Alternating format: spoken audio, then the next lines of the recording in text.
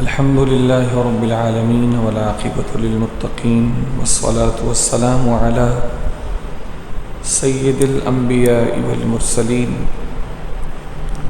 أما بعد فأعوذ بالله من الشيطان الرجيم بسم الله الرحمن الرحيم قال الله تبارك وتعالى في كلامه المجيد والفرقان الحميد أعوذ بالله من الشيطان الرجيم بسم الله الرحمن الرحيم لن ترضى عنك اليهود ولا النصارى حتى تتبع ملتهم. وقال أيضا في مقام آخر بسم الله الرحمن الرحيم إن الدين عند الله الإسلام. وقال جل شانه أيضا في مقام آخر بسم الله الرحمن الرحيم ومن يبتغي غير الإسلام دينا فلن يقبل منه وهو في الآخرة من الخاسرين. صدق الله العظيم وبلغنا رسوله النبي الكريم الحنين المكين وصدق رسوله النبي الكريم الأمين ونحن على ذلك لمن الشاكرين والشاهدين. تمامی حضرات و سامعین مل کر ایک مرتبہ سرکار والا تبار محبوب پروردگار شافع روز شمار صلی اللہ تعالی علیہ وآلہ وسلم کی بارگاہ گوہر بار میں درود پاک کا نذرانہ پیش فرما لیں. اللہم صلی علی سیدنا و نبینا و مولانا محمد وعلی آل سیدنا و نبینا و مولانا محمد کما تحب و ترضى له صلاة و سلاما علیک یا سیدی یا سیدی یا سیدی یا مکی یا مدنی یا قرشی یا ہاشمی یا مطلبی یا رسول اللہ صلی اللہ تعالی علیہ وآلہ وسلم. اللہ جل شانہ و جل مجدہ و اعظم شانہ و اتم برہانہ کی بارگاہ عالی میں نبی کریم علیہ الصلوۃ والسلام کی وساطت سے آپ کے واسطے جلیلہ سے یہ عرض و دعا ہے کہ اللہ رب العزت ہم تمام کو انتہائی عقیدت، محبت، کامل توجہ، انتہائی ذوق و شوق اور نہایت ادب اور احترام کے ساتھ اپنے پیارے حبیب علیہ الصلوۃ والسلام کا اور اپنے محبوبوں کا ذکر خیر کرنے، سننے، سمجھنے، اس کی تعلیمات پر عمل کرنے اور دوسروں کو بھی بتانے اور سمجھانے کی توفیق رفیق عطا فرمائے. اللہ جل مجدہ نبی محترم علیہ الصلوۃ والسلام کے صدقے و طفیل ہم تمام کو ہر قسم کی خطا، کوتاہی، بھول چوک اور سہو و نسیان سے بھی محفوظ اور مأمون رکھے. آمین بجاہ النبی الامین علیہ الصلوۃ والسلام. ایک مرتبہ مزید حصول برکت، نزول رحمت و زیادتی محبت سرکار کی خاطر دل کی گہرائیوں سے درود پاک کا نذرانہ پیش فرما لیجیے. اللہم صلی علی سیدنا و نبینا و مولانا محمد وعلی آل سیدنا و نبینا ومولانا محمد کما تحب و ترضى له صلاة و سلاما علیک یا سیدی یا سیدی یا سیدی یا رسول اللہ صلی اللہ تعالی علیہ وآلہ وسلم. انشاءاللہ قرآن مجید فرقان حمید کی تلاوت کردہ آیات کریمہ کے ضمن و ذیل میں آج کے عنوان کو آپ کے سامنے ذکر کرنے کی کوشش کروں گا کہ اسلام سے علاوہ ان لوگوں کے جو مسلمان نہیں ہیں، اسلام سے ان کو حقیقت میں بیر کیا ہے، اور اسلام اور غیر اسلام کی یہ جنگ، یعنی مسلمانوں اور غیر مسلموں کی یہ جنگ کوئی نئی ہے، پرانی ہے، بہت پرانی ہے یا بہت ہی پرانی ہے. اور یہودیوں کو مسلمانوں سے زیادہ تکلیف کیوں ہے، اور مسلمانوں کے لیے مسلمانوں کے بے شمار دشمنوں میں سے سب سے زیادہ سخت متسلط کٹر دشمن کون ہے، اور ان کی دشمنی کی وجہ کیا ہے۔ یہ چند ضروری باتیں اور ان کے تناظر میں موجودہ عظیم ترین مسئلہ فلسطین، جس میں کئی مسلمان بچے، بوڑھے، جوان، عورتیں، مرد، مریض، صحت مند، طالب علم، بال بچوں والے، کنوارے، ہر طرح کے افراد شہید ہو چکے، برسوں سے ہو رہے ہیں، اور مزید کتنوں کی شہادتیں باقی ہیں، یہ صرف اللہ جانتا ہے، اسی کے علم میں۔ علامہ اقبال نے اسلام اور اسلام کے علاوہ جتنے بھی ہیں سبوں کی جو جنگ ہے، اس کے بارے میں بتایا ہے کہ یہ جنگ کتنی پرانی ہے۔ جب اسلام بولا جائے گا تو اس سے صرف اور صرف اللہ جل شانہ کے حقیقی طور پر ماننے والے افراد مراد ہوں گے، چونکہ اسلام تو ہمیشہ سے اللہ جل شانہ کا پسندیدہ دین رہا ہے، اور اسلام ہمیشہ دین رہا ہے۔ پہلے کی بھی جو نبیوں کو ماننے والے تھے وہ بھی مسلمان تھے اور مومن تھے۔ یہ ایک بڑی شاندار بات ہے کہ ان ساروں کے مومن ہونے کے باوجود کہ ان پر بھی مومن اور مسلم کا اطلاق ہوتا تھا، جو حضرت موسیٰ علیہ السلام کے ماننے والے تھے، جو حضرت عیسیٰ علیہ السلام کے ماننے والے تھے، جو حضرت آدم و شیش علیہ السلام کے ماننے والے تھے، وہ بھی مومن تھے اور مسلم تھے۔ لیکن یہاں پر ایک میں اس امت کی ایک خاص شان بیان کرنا چاہوں گا کہ وہ بھی مسلم تھے، ان کا ذکر مسلمانوں کے طور پر قرآن مجید میں بھی ہوا ہے، اور مومن تھے، احادیث میں ان کو مومن کہا گیا ہے۔ لیکن خوبصورتی اس بات کی ہے کہ ان کے مسلم اور مومن ہونے کے باوجود اللہ تعالیٰ نے انہیں کبھی بھی اے ایمان والو کہہ کر خطاب نہیں فرمایا۔ اے ایمان والو، یعنی ان کو صفت ایمان سے اللہ تعالیٰ نے کبھی بھی مخاطب نہیں فرمایا۔ اس امت کی اکیلی اس امت کی یہ شان ہے کہ اللہ تعالیٰ نے اس امت کو نبی کریم علیہ السلام کے صدقے میں یہ شان عطا فرمائی ہے کہ اللہ تعالیٰ قرآن مجید فرقان حمید میں 20 مقام پر جو اس امت کو خطاب فرماتا ہے وہ یا ایھا الذین آمنو، اے ایمان والو کہہ کر خطاب فرماتا ہے۔ اے ایمان والو، ان کو اگر خطاب فرمایا تو یا بنی اسرائیل، اے یعقوب علیہ السلام کی اولاد، یہ کہہ کے خطاب فرمایا۔ لیکن کبھی بھی ان میں سے کسی کو بھی اللہ تعالیٰ نے ان کی کتابوں میں یا ایھا الذین آمنو کہہ کر خطاب نہیں فرمایا، گرچہ دوسری جگہوں پر ان کے ایمان کا تذکرہ ہے، وہ مومن تھے، گرچہ دوسرے مقامات پر ان کے اسلام کا تذکرہ ہے اس لیے کہ وہ مسلمان تھے، لیکن کہیں بھی اللہ تعالیٰ نے ان کو صفت اسلام یا صفت ایمان سے خطاب نہیں کیا۔ یہ اس امت کی شان ہے کہ اللہ تعالیٰ نے قرآن مجید میں 20 مقامات پر یا ایھا الذین آمنو، اے خدا رسول پر ایمان رکھنے والو، یا ایھا الذین آمنوا کتب علیکم الصیام، یا ایھا الذین آمنوا لا تقولوا راعینا، یا ایھا الذین آمنوا لا ترفعوا اصواتکم فوق صوت النبی۔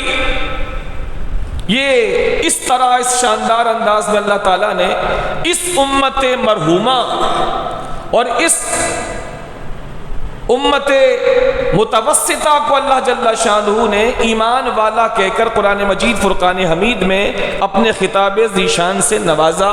یہ اس امت کی ایک شان ہے جو میں نے ضمن ذیل میں آپ کو بیان کی۔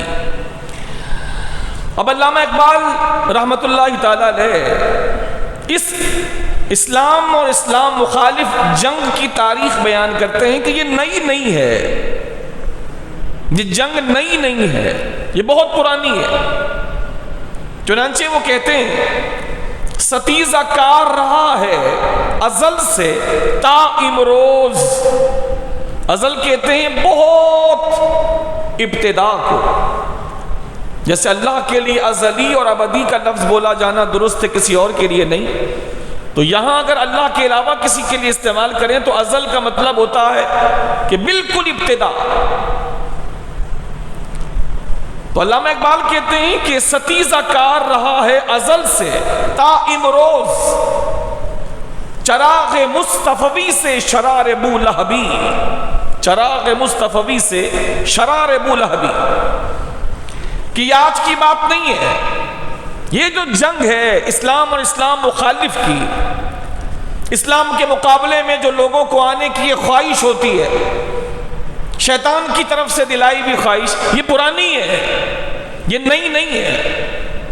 ستیزہ کار رہا ہے ازل سے تا امروز، امروز کہتے ہیں آج کو، آج ٹوڈے، ازل کہتے ہیں بالکل ابتدا کو۔ یہ جنگ ہمیشہ جاری رہی ہے، چراغ مصطفی سے شرار ابو لہب۔ یہ جو ابو لہب ایک استعارہ ہے اور چراغ مصطفی ایک استعارہ ہے، یعنی جب سے اسلام ہے، جب سے اسلام ہے، جب سے پہلے مسلمان حضرت آدم علیہ نبینا علیہ الصلوۃ والسلام ہیں، جب سے یہ شرار ابو لہبی چراغ مصطفی سے ٹکرا رہا ہے، پیغام اسلام سے ٹکرا رہا ہے۔ حضرت آدم کے زمانے میں خود شیطان، جبکہ اس کے چیلے نہیں تھے، خود ابلیس اس چراغ مصطفی سے ٹکرانے کے لیے، چونکہ جہاں بھی جس نبی کی تعلیمات میں جو بھی روشنی ہے وہ مصطفیٰ کریم علیہ السلام کی ذات اقدس کی برکت کی روشنی ہے۔ حضرت آدم کی تعلیمات ہیں تو حضور علیہ السلام کی ذات اقدس کی جلوہ گری ہے۔ حضرت آدم علیہ السلام کی نبوت ہے تو وہ نبوت مصطفیٰ علیہ السلام کے سمجھ لیجئے ایک مقدمہ ہے۔ لہٰذا ہر نبی کی تعلیمات میں وہ تعلیم موجود ہے جو آخری نبی علیہ السلام کو اللہ نے دے کر کے بھیجی۔ چنانچہ اس زمانے میں جبکہ ابلیس کے چیلے نہیں تھے تو حضرت آدم سے مقابلہ کرنے کے لیے ابلیس میدان میں آیا۔ فَأَزَلَّهُمَ الشَّيْطَانُ، کہ شیطان نے ان دونوں کو پھسلا دیا۔ وہاں بھی اس کو سکون نہ تھا کہ حضرت آدم اور حضرت حوا سکون سے جنت میں رہے۔ تو علامہ اقبال کے کہنے کا مقصد یہ ہے کہ یہ مسلمانوں کا اور غیر مسلموں کا جو کنفلکٹ ہے، جو تصادم ہے، جو آپس میں ٹکراؤ ہے، یہ نیا نہیں ہے۔ کوئی اس کو نیا نہ سمجھے، کوئی یہ نہ سمجھے کہ اسلام اور غیر اسلام کی جنگ 14 صدیاں پیچھے شروع ہوئی ہے۔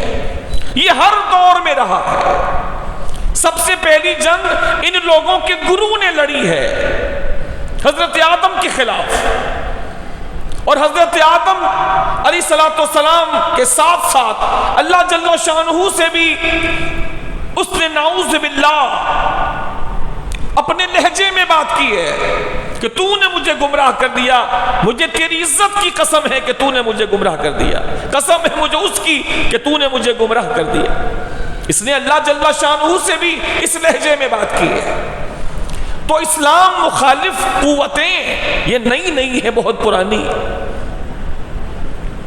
ستیزہ کار رہا ہے ازل سے تا امروز، آج تک، اور یہ سلسلہ باقی رہے گا حتیٰ کہ حضرت عیسیٰ آئیں گے امام مہدی کے ہوتے ہوئے، اور فائنل فائٹ ہوگی جس کے نتیجے میں امن عالم ہوگا۔ جتنے عیسائی حضرت عیسیٰ کو نہیں مانتے وہ سارے کلمہ پڑھ کر مسلمان ہوں گے، امن عالم ہوگا۔ ہر یہودی مسلمان ہوگا، ہر عیسائی مسلمان ہوگا، مسلمانوں کے علاوہ روئے زمین پر کوئی باقی نہیں بچے گا، اور ایک طویل مدت گزرے گی اسلام کی کہ شرق سے غرب تک اسلام ہوگا، لیکن یہ تب ہوگا جب قرب قیامت آئے گا۔ ابھی تو ازل سے یہ سلسلہ جاری ہے کہ اسلام اور اسلام مخالف قوتیں آپس میں نبرد آزما ہیں۔ ایک بات کہ یہ جنگ کتنی پرانی ہے تو میں نے آپ کو عرض کر دیا، یہ جنگ اس وقت سے ہے جب سے اللہ جل شانہ کا پہلا فرد بشر مارز وجود میں آیا، اس وقت سے لے کر آج تک یہ سلسلہ اسلام اور غیر اسلام کی جنگ کا وہ جاری و ساری ہے۔ دوسری بات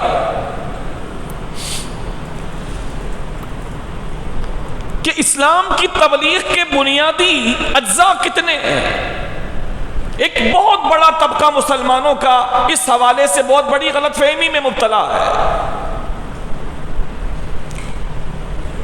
کہ اسلام کی تبلیغ کے بنیادی اجزاء وہ کتنے ہیں؟ وہ بنیادی اجزاء دو ہیں اور دونوں انتہائی ضروری ہیں۔ ایک ہے امر بالمعروف، یہ ایک جز ہے اسلام کا اس تبلیغ اسلام کے لیے، اور دوسرا لازمی جز ہے نہی عن المنکر۔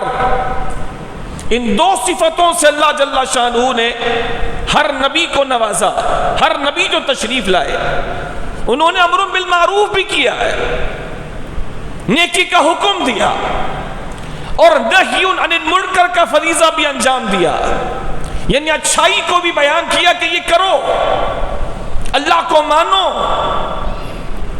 ایک اللہ کی عبادت کرو، اور ساتھ ساتھ جو منکرات ہیں ان سے منع بھی کیا کہ یہ تمہارے خدا کیسے ہو گئے، یہ تمہارے ہاتھ کے بنائے ہوئے مٹی کے بت تمہارے خدا کیسے ہو گئے، جن کو تم نے اپنے ہاتھوں سے تراشا ان میں خدائی صفات کیسے آ گئی ہیں، جو خود تمہارے محتاج ہیں وہ تمہارے محتاج الیہ کیسے ہو سکتے ہیں، جو اپنے آپ سے مکھی کو دور نہ کر سکیں، اور اگر کوئی مکھی ان کی کوئی چیز اٹھا کر لے جائے تو یہ مکھی سے بھی اپنی چیز واپس نہیں لے سکتے، یہ تمہارے خدا کیسے ہو سکتے؟ تو دوسری بات جو میں سمجھانے کے لیے عرض کرنا چاہ رہا ہوں، جس کو سمجھنا انتہائی ضروری ہے اور جو ہر نبی کی تبلیغ کا بنیادی حصہ رہا ہے، یہ ہو نہیں سکتا کہ خدا کے کسی نبی نے تبلیغ کی ہو اور ان دو اجزاء میں سے ایک پر عمل کیا ہو دوسرا جز چھوڑ دیا ہو، یہ ہو نہیں سکتا۔ یہ دونوں اجزاء ہر نبی کے استعمال میں رہے ہیں، امر بالمعروف ونہی عن المنکر۔ میں قرآن مجید فرقان حمید سے صرف ایک مثال آپ کو پیش کروں گا نہی عن المنکر کی۔ یہ کنفلکٹ اور تصادم یہ تو لازمی ہے،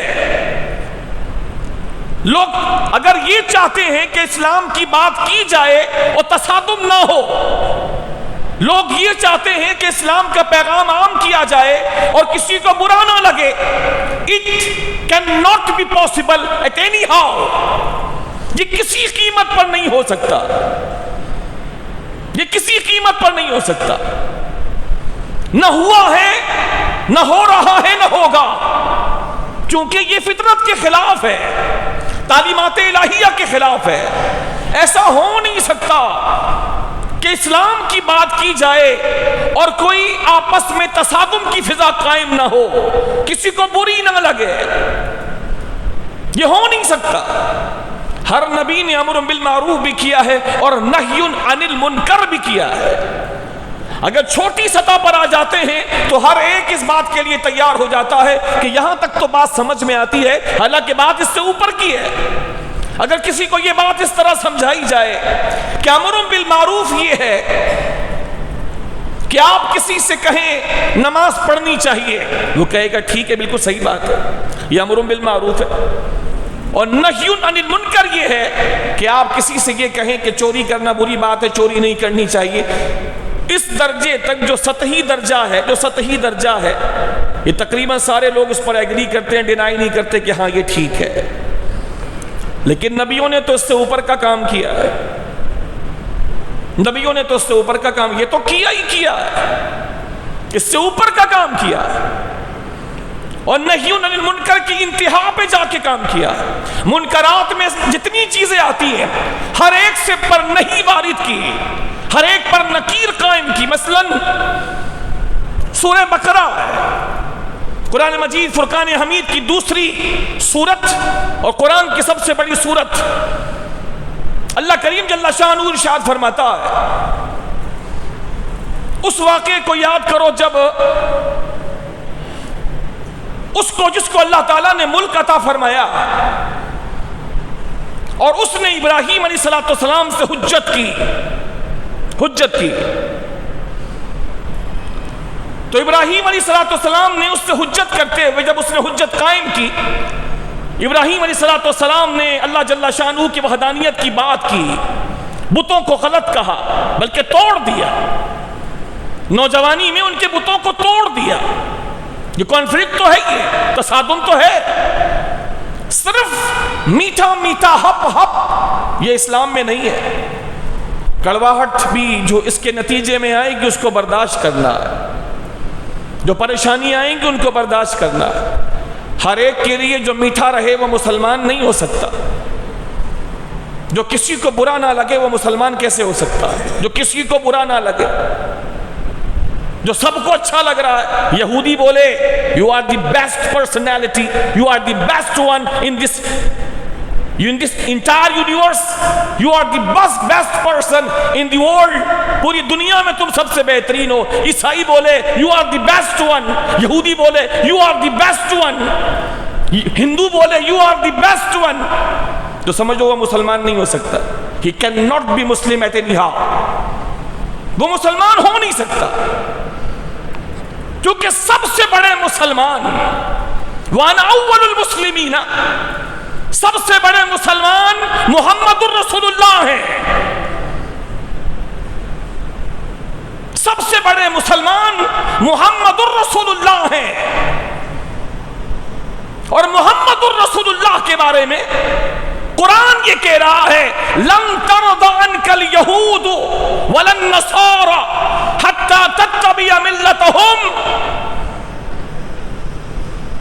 یہ کون سا مسلمان آ گیا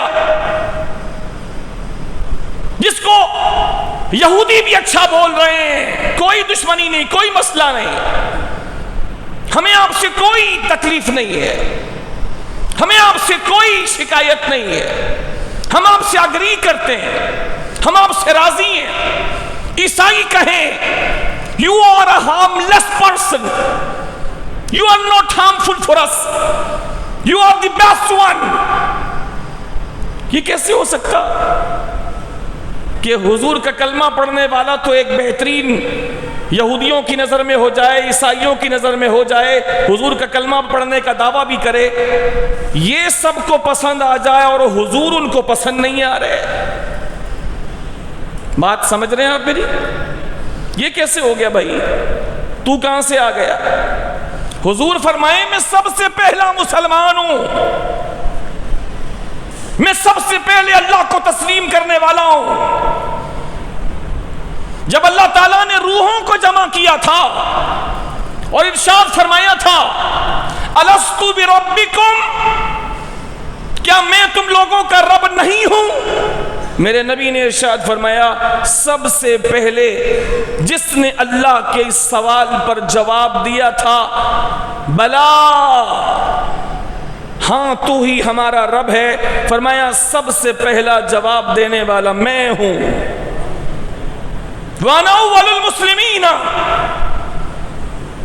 سب سے پہلے مسلمان اللہ کے رسول، سارے انبیاء اعلیٰ ترین مسلمان، لیکن ان سے تو لوگوں کو تکلیف رہی۔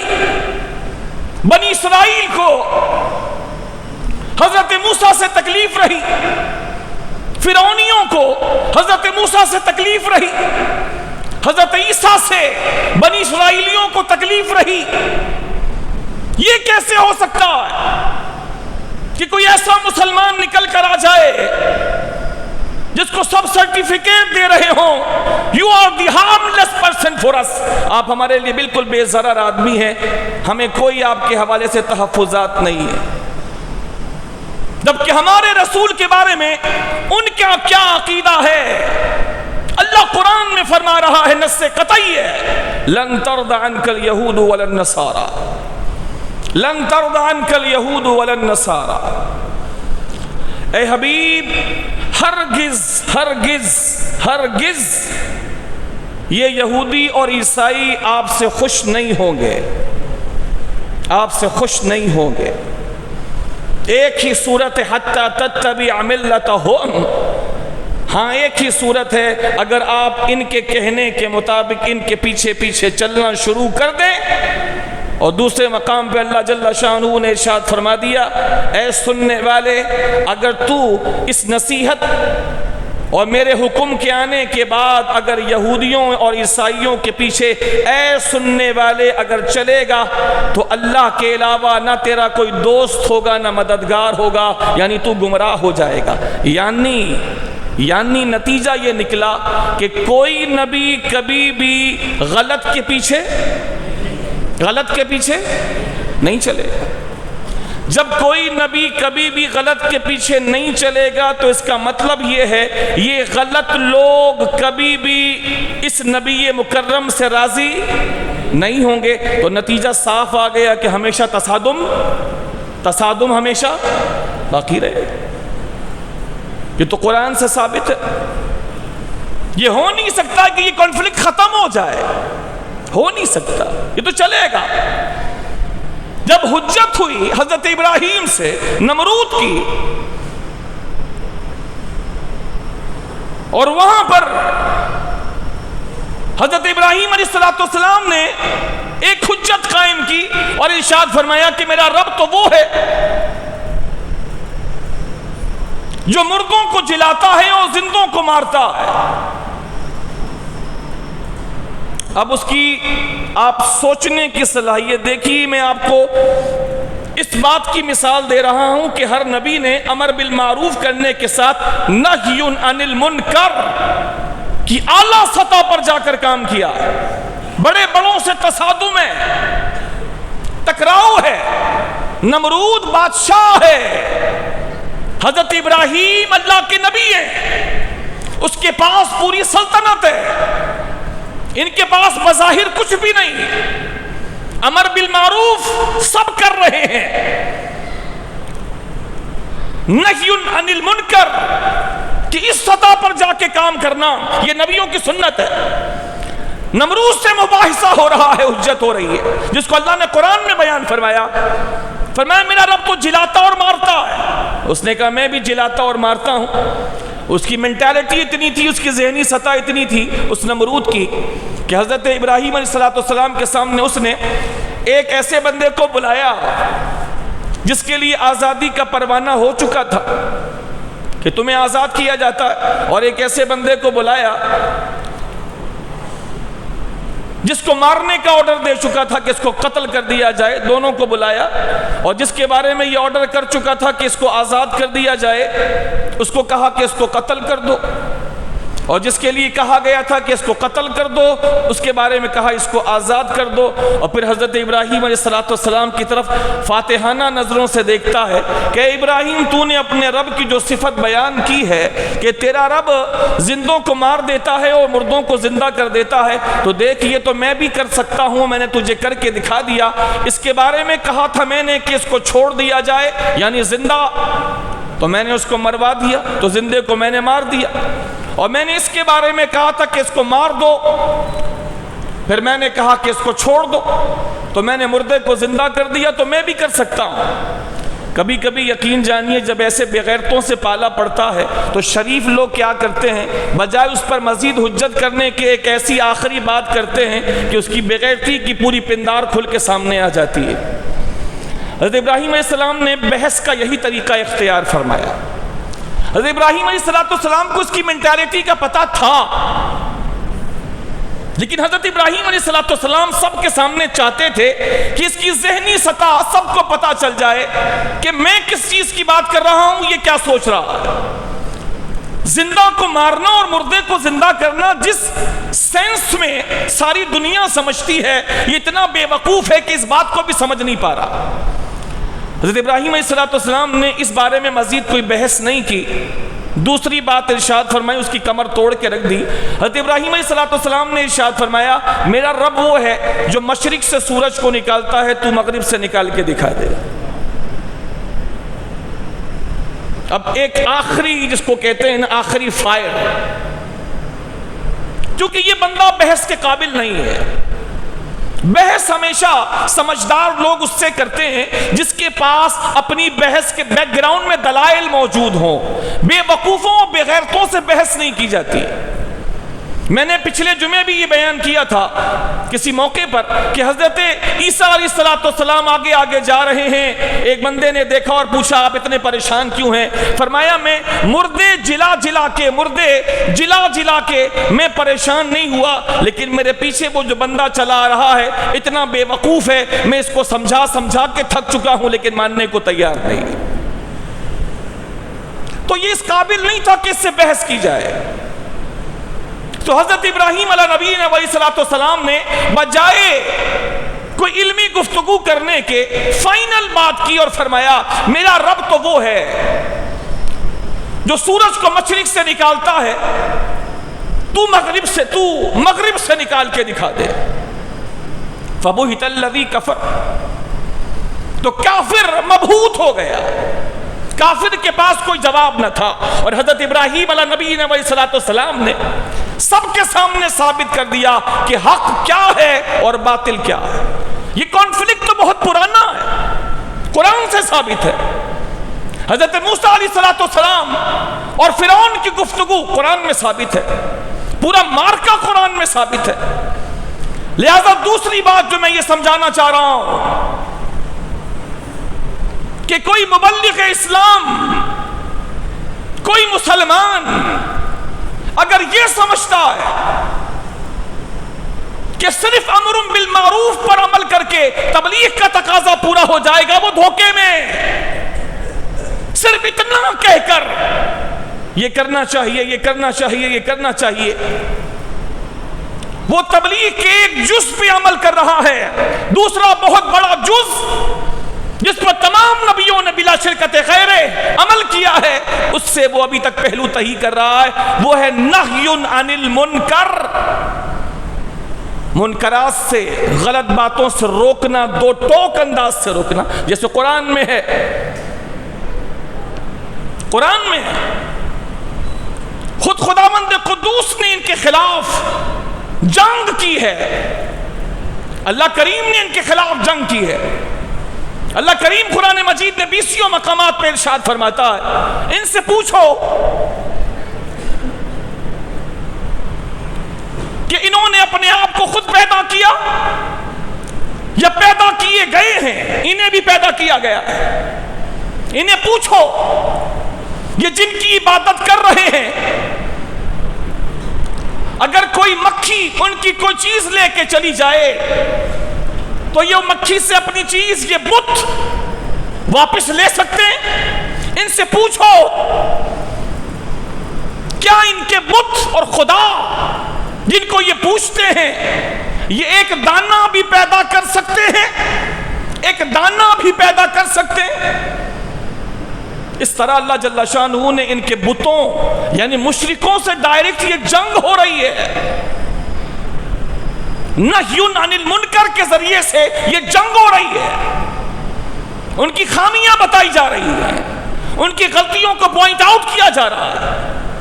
وہ جو برسوں سے پوچھتے چلے آ رہے ہیں، جن کے گھر میں بت، جن کی دکان میں بت، جن کے بازار میں بت، جن کے کارخانے میں بت، جن کے عبادت خانے میں بت، جن کی جیبوں میں بت، جو صبح و شام بتوں کے گرد گھرے ہوئے ہیں، جن کے باپ دادا مشرک، ان کے اوپر والے مشرک، ان کے اوپر والے مشرک، ان تمام مشرکوں سے یہ جنگ ہی تو ہو رہی ہے کہ تم جن کو پوچھتے ہو یہ خدا نہیں ہے، یہ کسی چیز کے مالک نہیں ہے، کسی چیز کے مالک نہیں. حضرت ابراہیم علیہ السلام کی جوانی کا وہ واقعہ جب 18-20 سال کے تھے، وہ بھی قرآن میں. کتنا بڑا کانفلکٹ ہے یہ، کتنا بڑا تصادم ہے یہ. نہی عن المنکر کی کیا خوبصورت شان ہے یہ کہ وہ سارے میلے میں شرکت کرنے کے لیے گئے اپنے بت خانے کو خالی چھوڑ کر، اور قرآن کہتا ہے حضرت ابراہیم علیہ السلام نے ان کے سارے بتوں کو توڑ پھوڑ کر ان کا ستیہ ناس کر دیا، ایک بڑے بت کو باقی چھوڑ دیا، اور تیشا جس سے سارے بت توڑے پھوڑے تھے اس کے کاندھے پہ ڈال دیا، اور پھر بحث کا ایک نیا دروازہ کھول دیا، بحث کا ایک نیا دروازہ کھول دیا۔ یہ ان کی استدلال کا ایک خوبصورت انداز تھا، مسئلے کو محسوس پیکر میں سمجھانے کا حضرت ابراہیم علیہ السلام کا خوبصورت انداز، مسئلے کو سمجھانا کہ یہ بت خود بھی جہنم میں جائیں گے، تمہیں بھی لے کے جائیں گے، اور حال یہ ہوگا جب ان بتوں سے پوچھا جائے گا کہ کیا تم لوگوں نے ان سے کہا تھا کہ ہماری پوجا کرو، تو یہ بت بروز قیامت خدا سے کہیں گے ہم نے نہیں کہا تھا کہ ہمیں پوجو، یہ خود ہمیں پوچھتے تھے، اور دونوں جہنم میں جائیں گے، پجاری بھی اور بت بھی۔ مسئلے کی توضیح کے لیے امام حضرت ابراہیم علیہ السلام نے خوبصورت طریقہ اختیار فرمایا، سارے بت چھوٹے توڑ دیے، اور جو بڑا بت تھا بت خانے کا اس کے کاندھے پر وہ تیشا جس سے توڑ رہے تھے، وہ ہتھوڑا یا پھاوڑا جو بھی تھا، وہ اس کے کاندھے پہ ڈال دیا، اور بت کے جتنے پجاری تھے جب میلے سے واپس آئے بت خانے میں تو دیکھ کے حیران، بلکہ حیران نہیں غصے سے پاگل، کون ہے، کس نے کیا، کس کی جرت ہے، کون کر سکتا؟ تو کیا جواب آیا؟ قرآن کیا کہتا؟ کیا جواب آیا تھا؟ یعنی حضرت ابراہیم علیہ السلام اس حوالے سے اتنے معروف تھے کہ جب یہ گفتگو شروع ہوئی تو لوگوں کا ذہن فوراً تبادر ذہنی، فوراً ذہن حضرت ابراہیم علیہ السلام کے پاس گیا۔ یہ کانفلکٹ نہیں تو کیا ہے، یہ تصادم نہیں تو کیا ہے، اسلام پر عمل ہوگا اور کوئی غیر مسلم آپ سے پریشان نہیں ہوگا، اس کا مطلب ہے کہ آپ کو اپنے اسلام کی تبلیغ پر غور کرنا چاہیے۔ حضرت ابراہیم اتنے فیمس ہو چکے تھے اس کانفلکٹ کی وجہ سے، اس تصادم کی وجہ سے۔ یعنی میں آپ کو رک کر کے یہاں پر ایک بات کہوں کہ اگر کافروں کے ذہن میں اگر اپنے دشمنوں میں آپ مسلمان میں سے نام نہیں آتا کہ یہ ہمارا سب سے نمبر 1 دشمن ہے، تو آپ اپنے اسلام پہ غور کر لیجئے۔ ایک بہترین مسلمان کی علامت یہ ہے کہ کافر اس سے جلتے ہوں۔ یہ آسان لفظوں میں نے ترجمہ کر دیا، قرآن و حدیث کی روشنی میں اس موقف پر کسی سے بھی بات کرنے کے لیے کہیں بھی تیار ہوں۔ ایک عظیم ترین مسلمان کا ایک آسان سا تعارف میں آپ کو یہ پیش کر رہا ہوں کہ ایک عظیم ترین مسلمان کا ایک مختصر سا تعارف یہ ہے کہ اس سے دشمنان اسلام کو تکلیف ہوتی ہو۔ He is the severe enemy for us. He is the enemy of those person who remain in the first row of the Muslims. یہ وہ بندہ ہے جو مسلمانوں کی سب سے پہلی صف میں ہے ہماری مخالفت میں۔ حضرت ابراہیم 18 سے 20 سال کے، لیکن دشمنی غیر مسلموں سے اس حد تک ہے کہ جب سارے جمع ہوئے اور پوچھنے لگے کون ہے جس نے ہمارے خداؤں کا یہ حال کیا، تو لوگوں کا ذہن فوراً گیا حضرت ابراہیم کی طرف۔ کہا ایک نوجوان ہے جو ہمارے خداؤں کو برا کہتا ہے۔ کہا کون؟ کہا ابراہیم۔ یہ ایک تعارف ہے کہ دشمنوں کے ایوان میں دہشت طاری ہو آپ کے نام سے، دشمنوں کے ایوان میں لرزہ طاری ہو آپ کے نام سے۔ مثلاً عمر بن خطاب رضی اللہ تعالیٰ عنہ، عمر فاروق اعظم رضی اللہ تعالیٰ عنہ، قیصر کے ایوان میں، کسریٰ کے ایوان میں، روم میں، ایران میں عمر کا صرف نام لیا جاتا کپ کپی اور دہشت طاری ہو جاتی ہے۔ کب کبھی اور دہشت طاری ہو جاتی ہے. عمر کیسا ہے؟ جاؤ دیکھ کر آؤ اس کے ٹھاٹ باٹ، اس کی شان و شوکت کیا. یہ ایک اعلیٰ ترین مسلمان کی علامت ہے.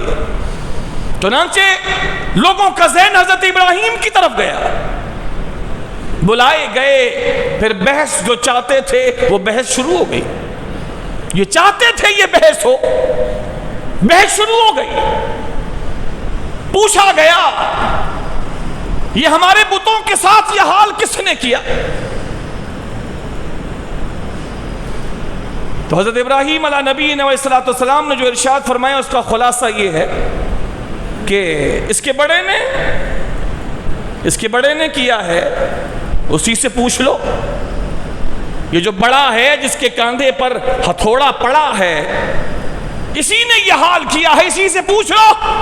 اگر یہ بولتا ہے وہ لاجواب ہو گئے، لاجواب ہو گئے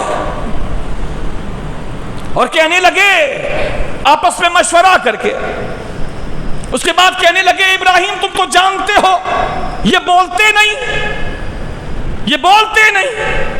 تو حضرت ابراہیم علیہ السلام جو موقع چاہتے تھے وہ موقع ان کو مل گیا. فرمایا افسوس ہے تم پر کہ ایسوں کو پوچھتے ہو جو اپنی حفاظت بھی نہیں کر پاتے، تمہاری حفاظت کیا کریں گے؟ جب کوئی جواب نہ تھا ان کے پاس، دو صورتیں تھیں، یا دشمنی پر اڑے رہتے یا حضرت ابراہیم کے قوی استدلال کو مان لیتے. ماننا تو نہیں، دشمنی پر اڑے رہے اور اتنی قوی دلیل کے باوجود ماننے کے بجائے دشمنی کی اور کہا کہ اپنے خداؤں کی مدد کرو. لوگوں سے کہا اپنے خداؤں کی مدد کرو. ابراہیم نے توڑ پھوڑ کے ستیہ ناس کر دیا، کسی کی ناک توڑ دی، کسی کا منہ پھوڑ دیا، سب کا ستیہ ناس کر دیا. اپنے خداؤں کی مدد کرو، بڑی آگ جلاؤ اور بڑی آگ روشن کر کے ابراہیم کو اس کے اندر ڈال دو.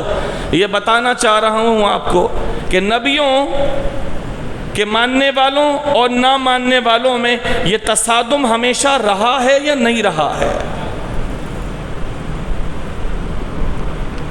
یہ نبی جو بھی اللہ کے آئے انہوں نے یہ کرو یہ کرو یہ کرو کے ساتھ یہ کہا ہے کہ یہ نہ کرو یہ نہ کرو یہ نہ کرو، یہ کہا ہے یا نہیں کہا ہے.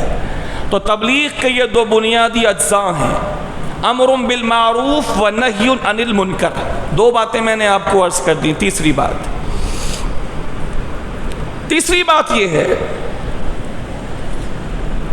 کہ جب یہ بات ثابت ہو چکی کہ یہ اللہ کی سنت ہے غلط کو غلط کہنا، اللہ کی سنت ہے غلط کو غلط بیان کرنا، نبیوں کی سنت ہے اللہ کی سنت پر چلنا، لاؤ لشکر نہ بھی ہو تو پوری سلطنت کے خلاف اکیلے کھڑے ہو جانا، حضرت موسیٰ کا فرعون کے سامنے کھڑے ہو جانا، حضرت ابراہیم کا نمرود کے سامنے کھڑے ہو جانا، ڈٹ جانا اور بڑی سطح پہ جا کر نہی عن المنکر کا فریضہ انجام دینا تمام نبیوں کی سنت ہے، امام الانبیاء کی سنت ہے. تو یہ کیسے ہو سکتا ہے کہ نبیوں کا پیروکار اور نبیوں کا ماننے والا اس سنت اور اس فضیلت سے دور رہ سکے؟ لہذا ایک مسلمان کا صحیح تعارف یہ سامنے آیا کہ ایک مسلمان سے ایک مومن سے غیر مسلم خوش اور راضی نہیں ہو سکتے، کبھی نہیں رہ سکتے. جب امام الانبیاء سے راضی نہیں ہو سکتے، رب فرما لن ترضى عنك اليهود ولا النصارى. تو جب امام الانبیاء سے راضی نہیں ہوں گے یہ کبھی، تو امام الانبیاء کے غلاموں سے ہم نکموں سے کیسے راضی ہو سکتے ہیں؟ اس کا مطلب ہے تصادم ضروری ہے، تصادم ضروری ہے، اور یہ تصادم چلا آ رہا ہے.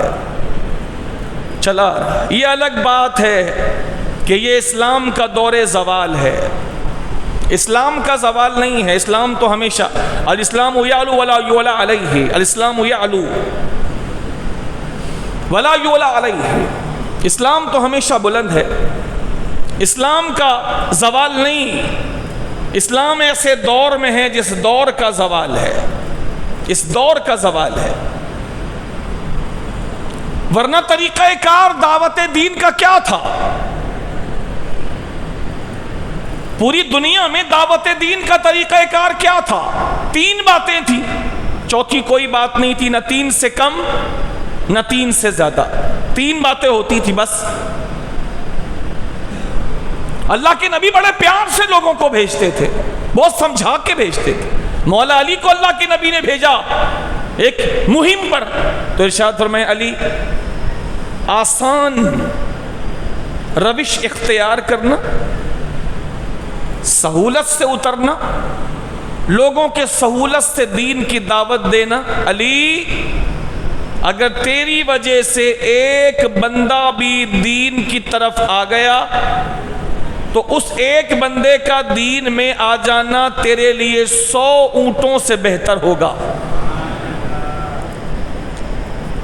یوں سمجھا کہ اللہ کے نبی بھیجا کرتے تھے، کہیں بھی مہم بھیجتے، جنگ تک میں اللہ کے نبی، جنگ تک میں اللہ کے نبی تعلیم دے کے بھیجا کرتے ہیں۔ جنگ تک میں ارشاد فرماتے کیا کرنا ہے کیا نہیں کرنا، اتنی تعلیم اللہ کے نبی دیتے ہیں۔ لیکن باتیں 3 ہوتی، 3۔ اب اس دور زوال میں یہ چیز رک گئی ہے، ورنہ اسلام کا کوئی سرحد نہیں ہے، اسلام کا کوئی سرحد نہیں ہے۔ پاکستان کی سرحد ہے، انڈیا کی سرحد ہے، ترکی کی سرحد ہے، اسلام کی کوئی سرحد نہیں ہے۔ یہ ساری زمین اللہ کی ہے اور اسلام ساری روئے زمین کے لیے آیا ہے۔ اسلام ساری روئے زمین کے لیے، اسلام کی کوئی سرحد نہیں ہے۔ مملکت ساری اللہ کی، حاکمیت ساری اللہ کی۔ اسی پیغام کو لے کے صحابہ چلے تھے اور شہروں پہ شہر، ملکوں پہ ملک فتح کرتے چلے گئے تھے۔ یہ چیز رک گئی، یہ الگ بات ہے، یہ دور زوال ہے، ورنہ اسلام کی کبھی کوئی سرحد نہیں ہے۔ کبھی بھی اسلام کسی سرحد پہ جا کے رکا نہیں ہے۔ اسلام بڑھتا چلا گیا ہے، بڑھتا چلا گیا ہے، آگے بڑھتا گیا ہے، چونکہ زمین اللہ کی ہے۔ گھر آپ کا ہے تو حکومت کس کی چلے گی؟ آپ کی۔ پیسہ آپ کا ہے تو اس کے اوپر ملکیت کس کی چلے گی؟ آپ کی۔ زمین اللہ کی ہے۔ وَلِلَّهِ مَا فِي السَّمَاوَاتِ وَمَا فِي الْأَرْضِ،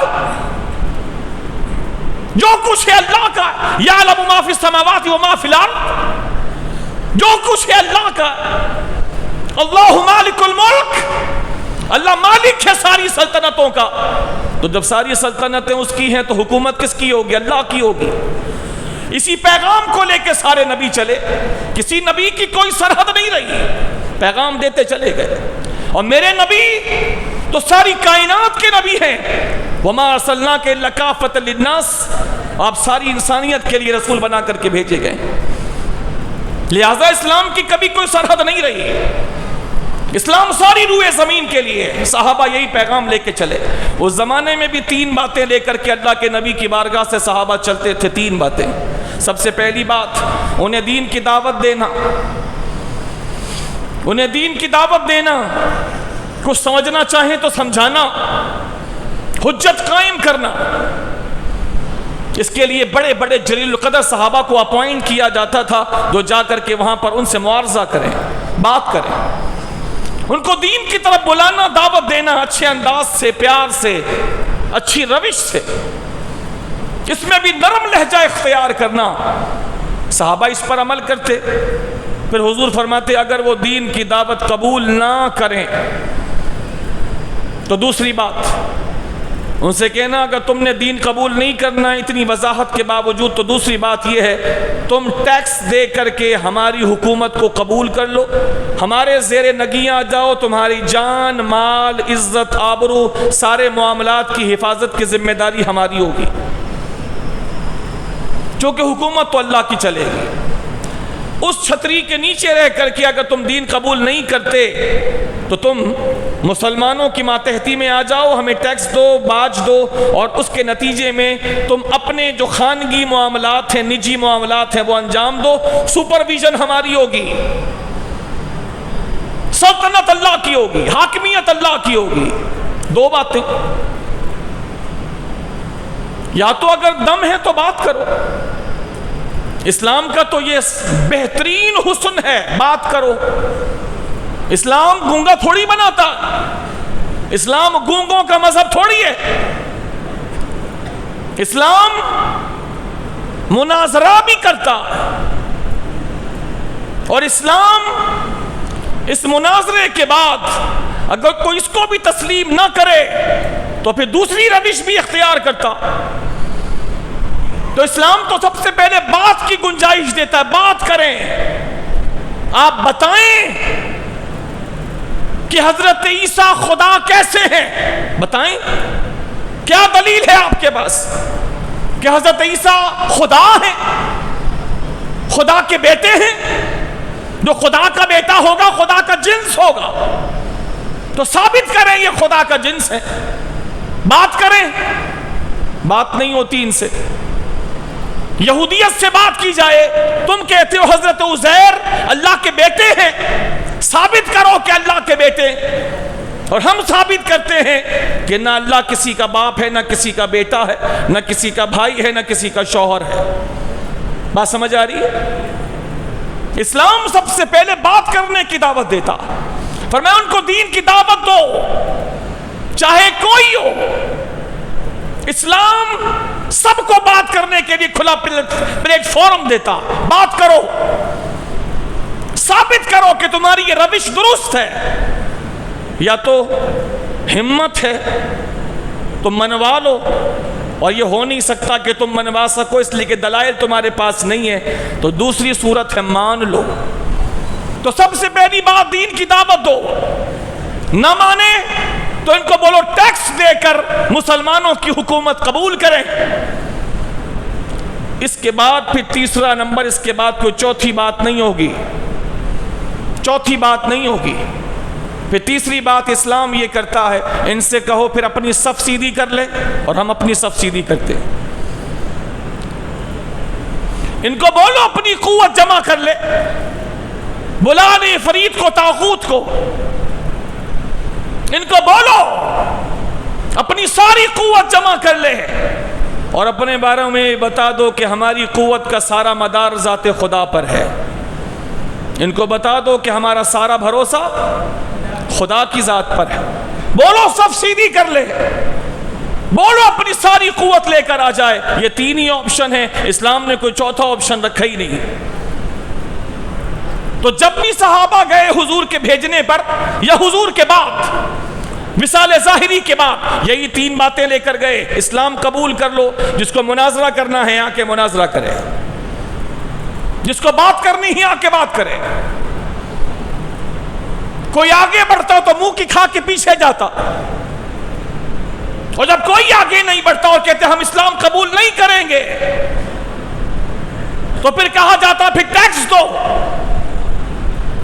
اور اگر وہ یہ منع کر دیتے کہ ہم ٹیکس بھی نہیں دیں گے، اور جاتے اپنے موقف پر، تو پھر مسلمانوں کی طرف سے تیسری بات کی جاتی، اپنی صفیں سیدھی کر لو۔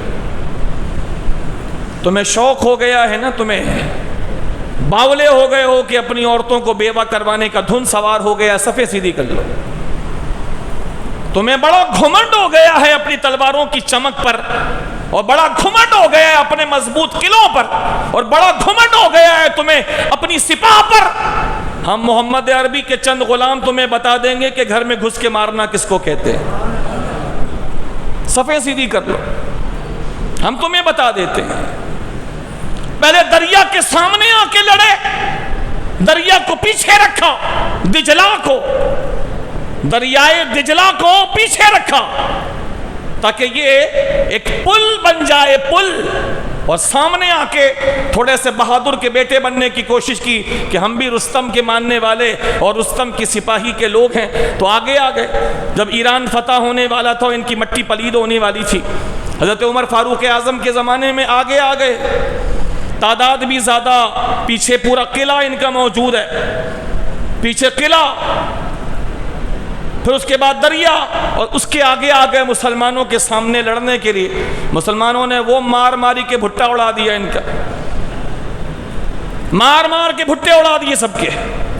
یہ سمجھ رہے تھے ہمارا گھر ہے, یہ سمجھ رہے تھے ہمارا گھر ہے, عراق ہے, ہمارا قلعہ ہے. کس کی مجال ہے جو ہمارے گھر میں گھس کے مارے گا؟ اسلحہ ہے, سپاہ ہے, اپنا علاقہ ہے, اپنا سب کچھ ہے. یہ تو اٹھ کر آئے ہیں مکے سے, یہ اٹھ کر آئے ہیں مدینے سے, لاکھوں میل کا فاصلہ طے کر کے آئے ہیں بھی اجنبی. ہم تو اپنے گھر میں بیٹھے ہیں. چلو آگے چل کے ان کو بتائیں کہ ہم رستم کے ماننے والے کیا ہیں. آگے گئے, خدا کی قسم وہ مار مسلمانوں نے ماری ہے کہ چھٹی رات کا دودھ یاد دلا دیا. پھر پیچھے بھاگے. جب پہلی بات رکھی اسلام قبول کر لو, نہیں مانے. ٹیکس دو, نہیں مانے. سبسیڈی کر لو, کہا ہاں ٹھیک ہے. تم نے کیا سمجھا ہے وہاں کچھ لوگوں کو مار کے آ گئے تو ہم لوگوں کو بھی مار ڈالو گے؟ ہمارے اسلحے نہیں دیکھے, ہماری سپاہ نہیں دیکھی, ہمارا قلعہ نہیں دیکھا, ہمیں بھی مار ڈالو گے یہ سمجھا ہے؟ نہ تلوار ڈھنگ کی, نہ تیر ڈھنگ کے, نہ سپاہ ڈھنگ کی, نہ علاقہ تمہارا. لیکن خدا کی قسم جب جنگ شروع ہوئی تو سب کو نقشہ الٹتا ہوا نظر آیا تو یہ بھاگے. پل کراس کیا اور دجلہ کا پل کراس کر کے اپنے علاقے میں آ گئے. بیچ میں دریا کر دیا, بیچ میں دریا کر دیا, اور جس پل سے چڑھ کے گئے ادھر اترنے کے بعد پل کو کاٹ دیا, پل کو کاٹ دیا. اور ادھر کھڑے ہو کے مسکرانے لگے. ادھر کھڑے ہو کے پیچھے ادھر کہ ادھر تو ہم چلے گئے, ہم نے اپنی زندگی کی سب سے بڑی غلطی کی, تم سے پٹ پٹا کے جو باقی بچے ہیں پل سے اب تو بیچ میں دریا ہے, پل ہم نے کاٹ دیے, اب آؤ گے کیسے؟ یہ تصادم, یہ اپنے زمانے کے بہترین مسلمان, یہ غیر مسلموں کی آنکھ کے کانٹے, تارے نہیں کانٹے. یہ ایک مسلمان کی شان ہے کہ غیر مسلموں کی آنکھوں کا کانٹا ہو. یہ ایک مسلمان کی شان ہے کہ وہ غیر مسلموں کو چبھتا ہو. یہ ایک مسلمان کی شان ہے یہودی اس سے نفرت کرتے ہو. یہ ایک مسلمان کی شان ہے سارے غیر مسلم اس سے نفرت کرتے ہوں. ایک مسلمان سے جتنے غیر مسلم نفرت میں بڑھتے جائیں گے یہ مسلمان مصطفیٰ کے قدموں کی طرف بڑھتا چلا جائے گا. پل کاٹ دیے, درمیان میں دریا ہے. سوچ کیا ہے؟ تاریخ کی کتاب اٹھا کے پڑھ لیجئے. سوچ کیا ہے؟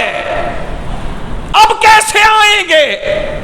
پل کاٹ دیے, بیچ میں بہتا دریا ہے کہ پہاڑ کو بھی اٹھا کے بہا کے لے جائے. لیکن خدا کی قسم, خدا کی قسم, جب مصطفیٰ کے ان جیالوں کو ان لوگوں نے دیکھا تو تاریخ میں فارسی میں ان کا یہ جملہ ہے, دیو آمدند, دیو آمدند, دیو آمدند. آنکھوں پر ان کو بھروسہ نہیں رہا جب انہوں نے دیکھا کہ سپہ سالار نے اپنے پیچھے ساری فورس کھڑی ہے اور سپہ سالار آگے ہے, اور سپہ سالار نے ایک نظر پیچھے کی طرف دیکھا. عمر فاروق اعظم کے اس سچے جانشین نے پیچھے کی طرف ایک نظر دیکھا. ساری سپاہ تیار ہے, دشمن دریا پار کر کے جا چکا, پل کاٹ چکے ہیں سارے. یہ سپہ سالار نے فوراً اپنا گھوڑا جیسے ہی اس دریا میں اتارا, ساری سپاہ محمدی نے اپنے اپنے گھوڑے دریا میں اتار ڈالے.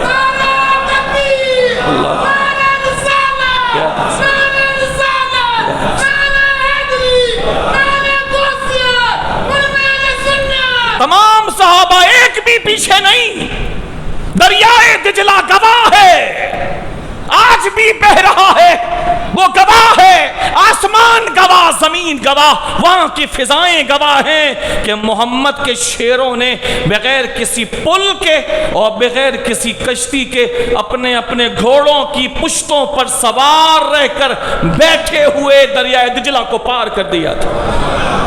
اور اس موقع کے لیے علامہ اقبال نے کہا تھا دشت تو دشت ہے. دشت کہتے ہیں صحرا کو, دشت کہتے ہیں صحرا کو. دشت تو دشت ہے, دریا بھی نہ چھوڑے ہم نے, بحر ظلمات میں دوڑا دیے گھوڑے ہم نے. دشت تو دشت ہے, دشت تو دشت ہے, دریا بھی نہ چھوڑے ہم نے, بحر ظلمات میں دوڑا دیے گھوڑے ہم نے. اے خدا تیرے نام پر صحراؤں میں تو ہمارے گھوڑے کودتے بھاگتے سب نے دیکھے, لیکن دنیا نے کبھی بھی یہ منظر نہیں دیکھا ہوگا کہ دریاؤں کے رخ بھی کوئی موڑ سکتا ہے. ہم نے تو تیرے نام پر دریاؤں میں بھی اپنے گھوڑے ڈال دیے کہ بچ گئے تو غازی اور مارے گئے تو شہادت کے رتبے پر فائز. اور وہ جملہ وہ دیکھ کر کہتے تھے کھڑے سکتے کی کیفیت میں. وہ کھڑے تھے سارے فارسی, سارے ایرانی دریا کے دوسرے پارٹ پہ کھڑے تھے اور دیکھ رہے تھے اور کہتے تھے دیو آمدند, دیو آمدند, دیو آمدند. وہ کہتے تھے یہ انسان نہیں ہے, یہ انسان نہیں ہے, یہ انسان نہیں ہے, دیو ہیں دیو, جن ہیں جن, جنہوں نے دریا میں بھی گھوڑے ڈال دیے. او بے وقوفو تمہیں کیا پتا, جو کام جن بھی نہیں کر سکتے وہ مصطفیٰ کے شعر کر کے دکھاتے ہیں. جن بول کے توہین نہ کر صحابہ کی, جن بول کر توہین نہ کر صحابہ کی جرت کی, جن بول کر توہین نہ کر صحابہ کی استقامت کی. جن بھی جن صحابہ کے قدموں میں آ کر کے وہ پانی بھرتا ہے, اس سے اوپر کی شان ہے صحابہ کرام علیہم رضوان کی استقامت اور قوت کی. دشت تو دشت ہے, دریا بھی نہ چھوڑے ہم نے, بحر ظلمات میں دوڑا دیے گھوڑے ہم نے. تو جب ایسا موقع آتا, تین باتیں. سب سے پہلی بات پیار اور محبت سے انہیں سمجھاؤ, انہیں سمجھاؤ. اللہ کے نبی نے حضرت علی سے فرمایا تھا علی رسلک, علی رسلک, اے علی نرم روی پر جائیے گا, نرمی سے جائیے گا, سمجھائیے گا. اگر ایک بندہ بھی راہ راست پر آ جائے تو تیرے لیے 100 اونٹوں سے بہتر ہے. نہ مانے تو دوسری بات مسلمانوں سے کہی جاتی تھی, ان سے کہنا کہ اگر اپنے دین پہ قائم رہنا ہے تو مسلمانوں کی حکمرانی قبول کرو, ہم تمہاری جان و مال, عزت و آبرو کی حفاظت کریں گے, ٹیکس ادا کرو. اور اگر ان کو یہ بات بھی راس نہ آئے تو ان سے کہنا اپنی صفیں سیدھی کر لے, صفیں سیدھی کر لے. اس لیے کہ زمین اللہ کی ہے, حکومت اللہ کی چلے گی. زمین اللہ کی ہے, وَلِلَّهِ مَا فِي السَّمَاوَاتِ وَمَا فِي الْأَرْضِ. اللہ خالق کل شیء, اللہ ہی ہر چیز کا خالق ہے. اس زمین کا بھی وہی خالق و مالک ہے, لہذا حکومت اسی کی چلے گی. تو یہ تو پوری زندگی آپ پڑھتے چلے جائیں, میں نے کیا مثال بیان کر سکوں گا, چند ایک کے علاوہ پوری تاریخ بھری پڑی, حضرت آدم سے لے کر کے نبی کریم علیہ السلام تک اور بعد تک, اور صحابہ کے بعد تابعین, تبع تابعین, اور سارے ائمہ مجتہدین, علماء ربانیین, ان ساروں کی زندگیوں میں یہ چیز موجود ہے کہ ان سے صرف مسلمان خوش ہوں گے اور کافر خوش نہیں ہوں گے. یہ تو ایک مسلمان کا ترہ امتیاز ہے, خوش نہیں ہوں گے, راضی نہیں ہوں گے. وَلَن تَرْضَ عَنْكَ الْيَهُودُ وَلَا النَّصَارَىٰ کے تحت ناممکن ہے کہ کوئی صحیح مسلمان ہو, اس سے یہ سارے بغیرت خوش ہو جائیں.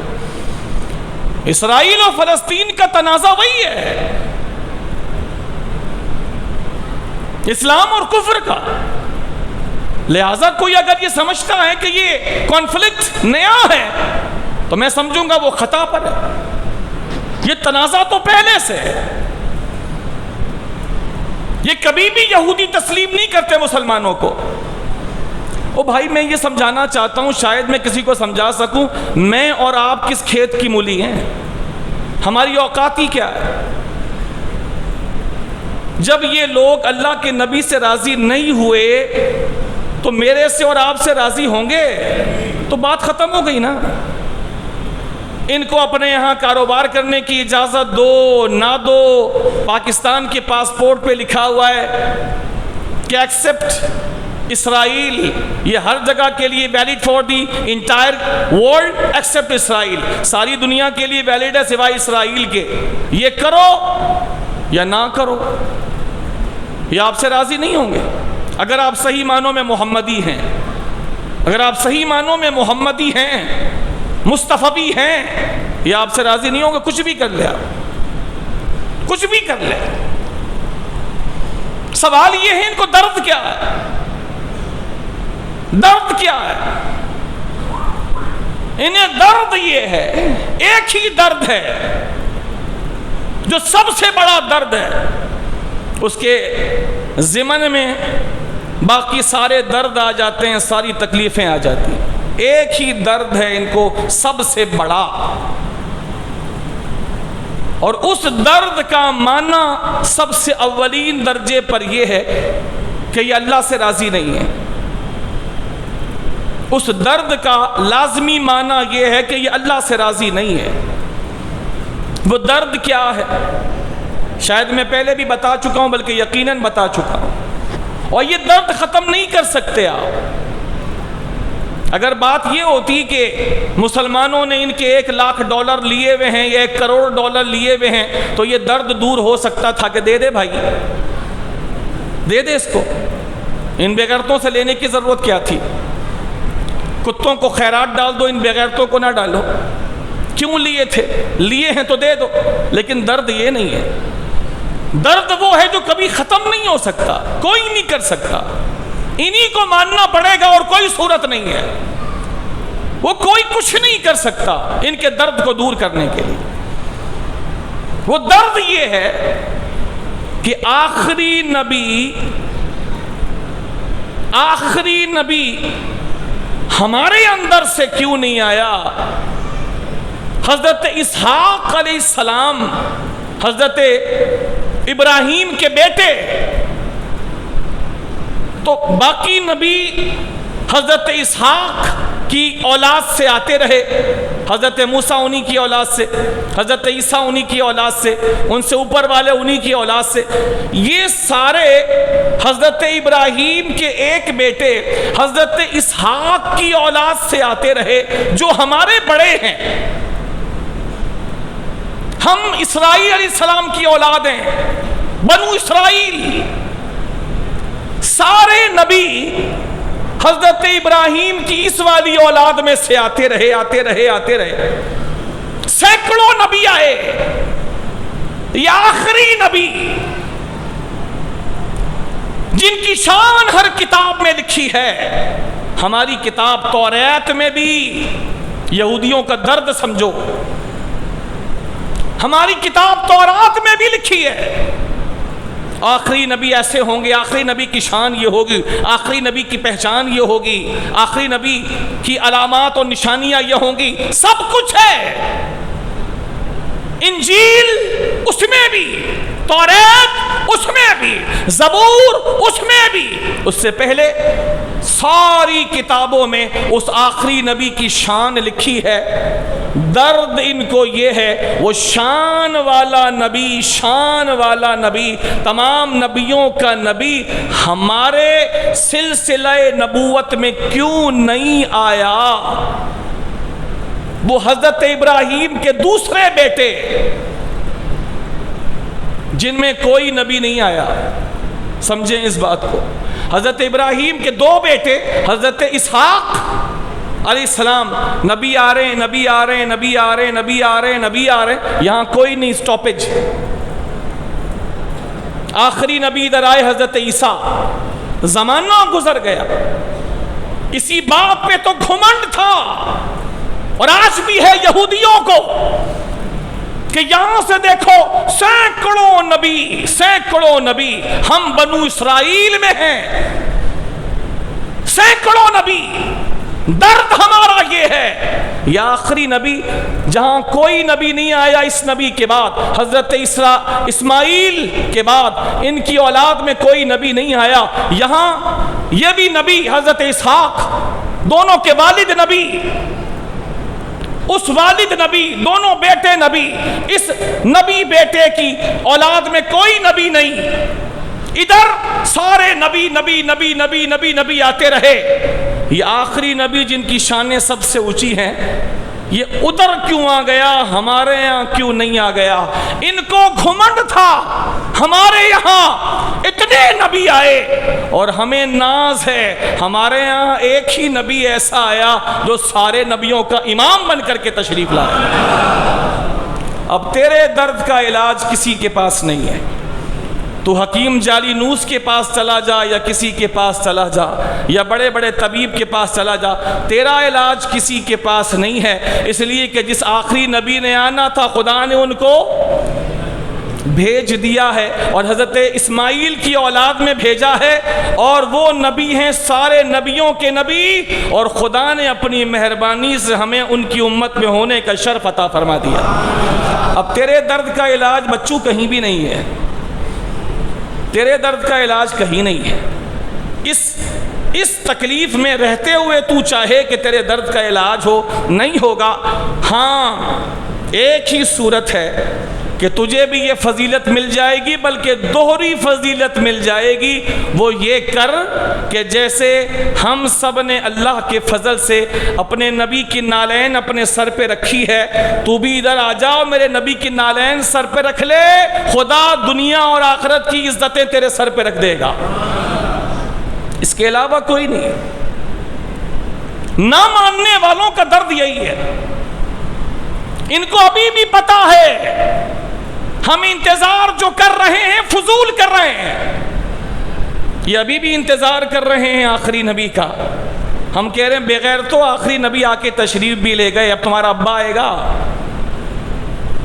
تمہارا ابا آئے گا دجال جس کا تم انتظار کر رہے ہو۔ جی ہاں ان کا باپ ہے وہ جس کا یہ انتظار کر رہے ہیں، ان کا نجات دہندہ ہے ان کے عقیدے کے مطابق، اس کا انتظار کر رہے ہیں۔ ہم کہتے ہیں آخری نبی آ کے چلے بھی گئے، بغیر تو ابھی بھی اگر چاہتے ہو کہ تمہیں عزت ملے تو آج بن دیکھے بھی محمد کا کلمہ پڑھ لو گے، خدا محمد کی امت میں شامل فرما دے گا صلی اللہ علیہ وسلم، ورنہ مارے جاؤ گے کتے کی موت۔ ادھر تو تمہیں فلسطینی سبق سکھائی رہے ہیں، ادھر بھی تمہارا حشر برا ہونا ہے۔ اگر اللہ تمہیں وہاں فرشتوں کے حوالے نہ بھی کرے اور فلسطینیوں کے حوالے کر دے تو کسر پوری کر دیں گے فلسطینی وہاں پر تمہاری، فلسطینیوں کے بچے بھی تمہارے لیے کافی ہوں گے۔ تو ابھی ایک ہی صورت ہے کلمہ مصطفیٰ کا، باقی تمہارے درد کا کوئی علاج نہیں۔ تمہاری کتابوں کے مطابق، تمہاری کتابوں سے ثابت ہے کہ جتنی نشانیاں توریت میں، زبور میں، انجیل میں اور اوپر کی ساری کتابوں میں اللہ تعالیٰ نے جو نازل فرمائی تھی، ان سب میں جتنی نشانیاں تھیں ایک ایک کر کے ساری نشانی خدا نے میرے محبوب مصطفیٰ کے اندر رکھی تھی۔ قرآن کیا کہتا ہے؟ یعرفونہ کما یعرفون ابناءہم، یہ جھوٹ بکتے ہیں کہ یہ پہچان نہیں رہے محمد مصطفیٰ کو، جھوٹ بکتے ہیں یہ کہ یہ محمد مصطفیٰ کو پہچان نہیں پا رہے۔ یہ تو محمد مصطفیٰ کو آخری نبی کے طور پر ایسے پہچانتے ہیں جیسے اپنی اولاد کو پہچانتے ہیں۔ یعرفونہ کما یعرفون ابناءہم، کوئی اپنی اولاد کو پہچاننے میں غلطی کرتا ہے؟ آپ کتنے سارے لوگ میں میرا ایک بیٹا بیٹھا ہے، کیا سمجھتے ہیں میں اپنے بیٹے کو پہچاننے میں غلطی کر دوں گا؟ یعرفونہ کما یعرفون ابناءہم، قرآن کہتا ہے جیسے ہی اپنے بچوں کو، بیٹوں کو، اور خاص طور پر بیٹا کہا ہے قرآن نے، حالانکہ بیٹوں کے تحت بیٹیاں داخل ہیں، حالانکہ ابنا کے تحت بنات داخل ہیں، لیکن ابنا کہنے میں بھی ایک خاص رمز ہے۔ وہ خاص رمز یہ ہے کہ اس زمانے کے لوگوں کو بیٹیوں سے زیادہ بیٹوں سے پیار ہوتا تھا، اس زمانے کے لوگوں کو بیٹیوں سے زیادہ بیٹوں سے پیار ہوتا تھا۔ آج بھی کچھ جاہل ایسے ہی کرتے ہیں، حالانکہ میرے نبی نے بیٹوں سے زیادہ بیٹیوں سے پیار کیا۔ تو اسی لیے قرآن نے ان کی نفسیات کے مطابق کہا یعرفونہ، پہچانتے ہیں اس آخری نبی کو کما جیسا کہ یعرفون یہ پہچانتے ہیں ابناءہم اپنے بیٹوں کو پہچانتے ہیں. ہزاروں میں پہچان لیتے وہ والا میرا بیٹا ہے. تو ایسے ہی آخری نبی کو پہچانتے ہیں اس لیے کہ ہم نے ایسی کوئی کتاب اتاری نہیں کسی نبی پر جس میں ذکر نہ ہو محمد مصطفیٰ کا. ہم نے اتاری نہیں کوئی کتاب، نہ توریت، نہ زبور، نہ انجیل، نہ صحف موسوی، نہ صحف ابراہیمی، کوئی کتاب نہیں اتاری. ایسا ہوا ہی نہیں کہ ہم نے کوئی کتاب کسی نبی کو دی ہو اس میں تذکرہ محمد کا نہ کیا علیہ السلام. لہذا پہچانیں گے کیسے نہیں، پہچانیں گے کیسے نہیں، سب پہچانتے ہیں لیکن جانتے بوجھتے یہ اعراض کرتے ہیں. ایک طویل حدیث ہے، اس کا آخری جز میں پڑھ رہا ہوں. میرے نبی علیہ السلام نے ایک موقع پر تنبیہ کرتے ہوئے صحابہ سے فرمایا سنو، حضور جلال میں ہے، اور میرے نبی نے تنبیہ کرتے ہوئے ارشاد فرمایا سنو، اور توجہ سے سننے کی بات ہے تاکہ میرے نبی کی شان آپ پر کلیئر ہو. یہ بے غیرت کیا بیچتے ہیں حضرت موسیٰ کو ماننے کا جھوٹا دعویٰ کرنے والے اسرائیلی. میرے نبی کیا فرما رہے وہ سنو. میرے نبی نے فرمایا سنو، اگر اس زمانے میں حضرت موسیٰ بھی ہوتے تو میری پیروی کیے بغیر ان کے لیے چارہ نہ ہوتا. بات سمجھ آ رہی ہے؟ حضرت موسیٰ اللہ کے نبی ہیں، یہ اسرائیلی ان کا جھوٹا نام لینے والے ہیں، جھوٹے ہیں یہ کہ ہم ان کو مانتے ہیں. لیکن چلو ہم آپ کی بات تھوڑی دیر کے لیے برسبیل تنزل مان بھی لیں. تو یہ تو نبی کی شان ہے کہ حضرت موسیٰ بھی ہوتے تو میری پیروی کیے بغیر ان کے لیے چارہ نہ ہوتا، میری پیروی کرتے. اور حضرت عیسیٰ بھی جب آئیں گے، حضرت عیسیٰ بھی جب آئیں گے، حدیث موجود ہے، حضرت عیسیٰ بھی جب دمشق کی مسجد پر اتریں گے اور آخری جنگ ہوگی دجال سے، آخری جنگ ہوگی اور ادھر ہی ہوگی، فلسطین کی زمین میں ہوگی.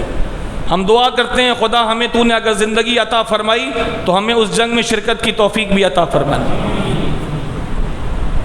فرمایا گیا کہ امت کے بہترین لوگ وہ لوگ ہوں گے جو امام مہدی کے ساتھ ہوں گے، جو امام مہدی، بعض لوگ اس کو مہندی پڑھتے ہیں، مہندی نہیں، مہندی تو ہاتھ میں لگائی جاتی، مہدی کیا لفظ ہے؟ مہدی بھی نہیں، مہدی ہدایت یافتہ. ان کا نام یہ نہیں، ان کا نام محمد ہے. ان کا نام کیا ہے؟ محمد ہے. مہدی ان کو کہا جاتا ہے، ان کا لقب ہے ہدایت یافتہ، امام مہدی. تو دجال جس کا یہ انتظار کر رہے ہیں کہ ان کا نجات دہندہ ہے، اس کو ختم کرنے کے لیے حضرت عیسیٰ آئیں گے. فائنل فائٹ ہوگی، فائنل.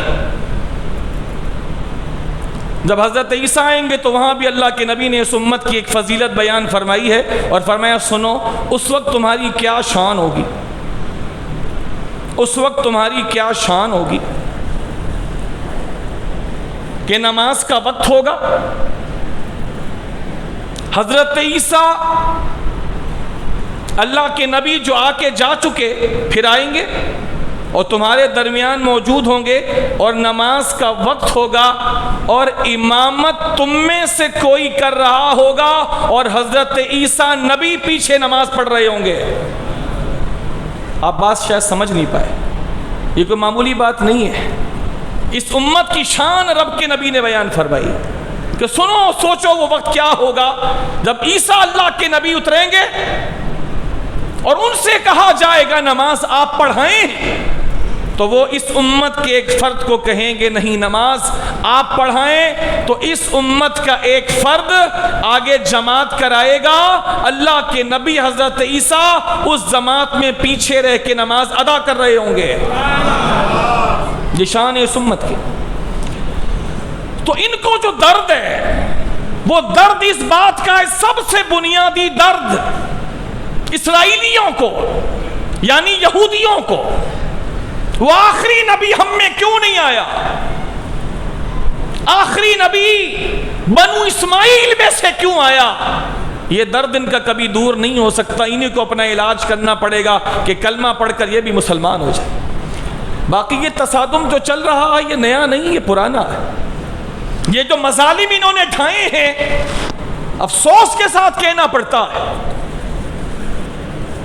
کہ بہت لوگوں کو پتہ ہی نہیں اور بہت لوگ جاننے کی کوشش نہیں کرتے۔ حالانکہ اللہ کے نبی نے ارشاد فرمایا مسلمان ایک جسم کی طرح ہے، اور جسم میں اگر آنکھ دکھتی ہے، آنکھ، تو پورے جسم میں تکلیف ہوتی ہے۔ فرمایا ایسے ہی مسلمان ہے، کشمیر میں مسلمان تکلیف میں ہو تو دوسرے کونے پر رہنے والے مسلمان کو بھی تکلیف ہونی چاہیے۔ فلسطین کا مسلمان ہو تو دنیا کے دوسرے کونے میں رہنے والے تمام مسلمانوں کو تکلیف محسوس ہونی چاہیے۔ آپ اندازہ کیجئے،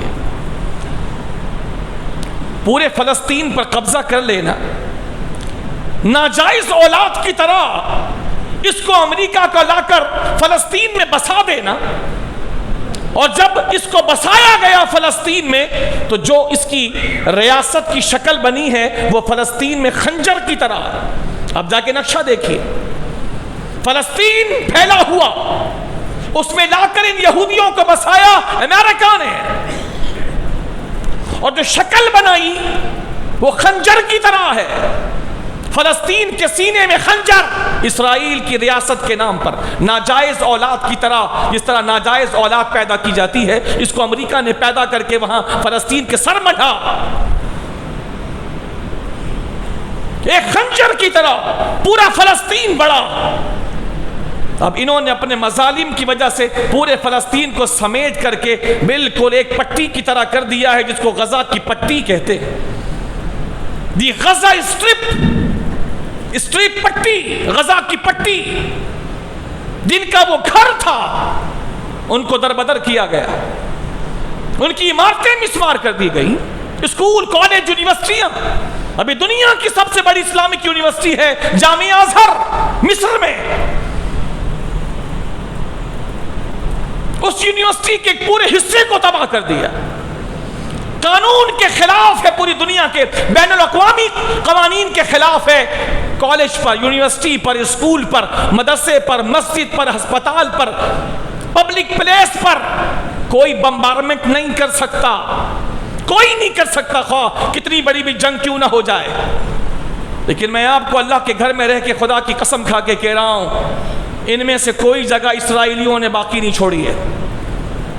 مسجد، مدرسہ، اسکول، کالج، یونیورسٹی،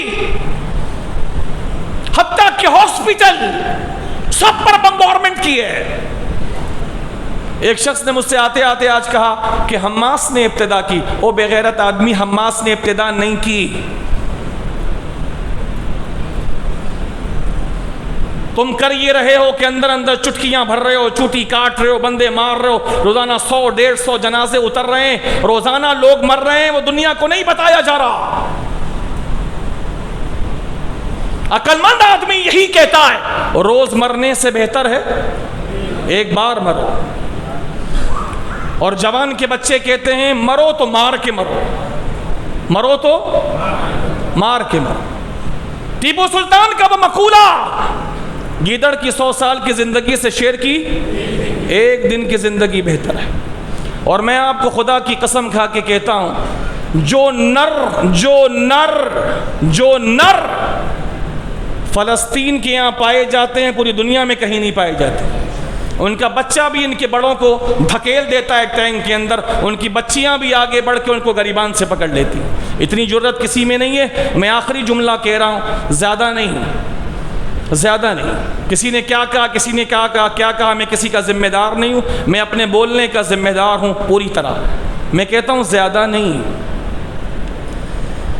پاکستان کے پاس جو اسلحہ ہے، صرف پاکستان کا اسلحہ، صرف اور صرف 10% اسلحہ پاکستان کا، ہر صورت میں، ٹینک سے لے کے طیارے تک کے صورت میں 10% اسلحہ، میں اپنی ذمہ داری پہ کہہ رہا ہوں، 10% اسلحہ صرف پاکستان کا، چھوڑو سب کو، صرف پاکستان کا 10% اسلحہ، ہر قسم کے اسلحے میں سے صرف 24 گھنٹے کے لیے دے دو، فلسطین ان کتے کے بچوں کو گھر میں گھس کے نہ مار دیں، میری قبر پہ آ کے آپ پیشاب کر دینا۔ میں جانتا ہوں،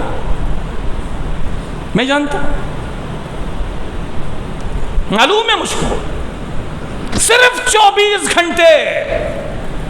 خدا کے بندو، جس کے نر بچے، نر شیر نر، جس کے بچے ٹینک کے دہانے کے سامنے آ کے کھڑے ہو جائیں، جن بچوں کا یہ حال ہے، ان کے بڑوں کا حال سوچ لو کیا ہوگا۔